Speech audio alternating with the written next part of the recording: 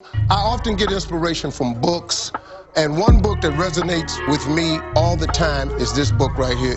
And the book is based on the law of attraction. Like attracts like. You have to understand, you are a magnet. Whatever you are, that's what you draw to you. If you're negative, you're gonna draw negativity. You're positive, you draw positive. You're a kind person, more people are kind to you. If you can see it in your mind, you can hold it in your hand. Ask, believe, receive. So many people overlook this very simple quality. You don't have to figure it out. That's what freezes people. When you're trying to figure out your life all the way to the end, when you can't figure it out, it freezes you from trying it because you go, oh, well, I can't figure that out. Oh, I can't go over there because I don't know how. You don't have to know how. You have to ask, believe, and receive. Faith says, believe, and I'll show you. You have to see what's not there. Don't be afraid to close your eyes and dream, but then open your eyes and see the reality of what it's going to take. Our grind, our true grit to wake up every single day and tell ourselves and tell the world that I will be something special is what separates you from everyone else. While they sleep, I must work. While they party, I must grind. While they procrastinate, I must go after my future with a relentless effort. I had to realize that all the knowledge and my gifts were already placed inside of me. All I have to do is fine tune. All I have to do is keep working on this craft every single day. I realized that without my belief, I cannot go to the next level where I want to be. But I know where I'm going. We got to make this decision in our life today, kings and queens, that we will not be ordinary. We will be great.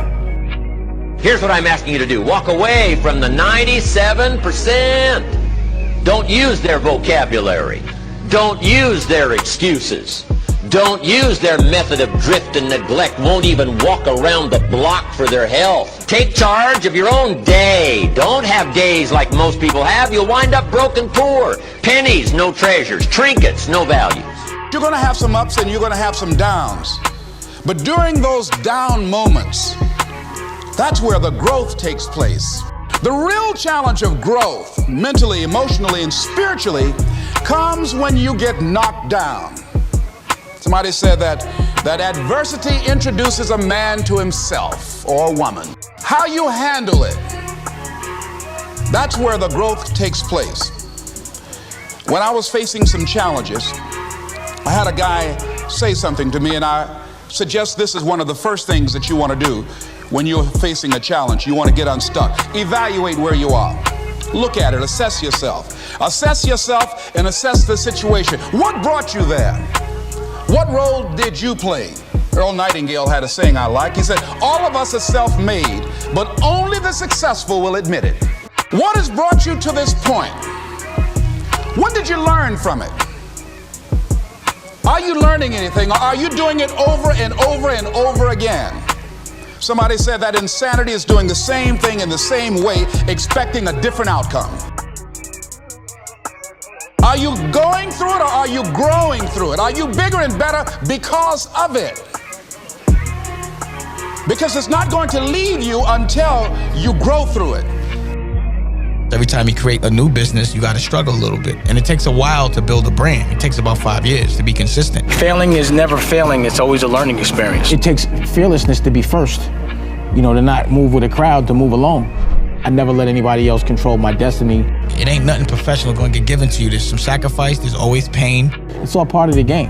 My success makes a lot of people look like they were wrong, because a lot of people articulated the fact that I wouldn't be what I am today. The man that I am today is a much more developed man than I was yesterday, and I just don't see myself wanting to ever lose that. I got too many goals. I'm trying to become more.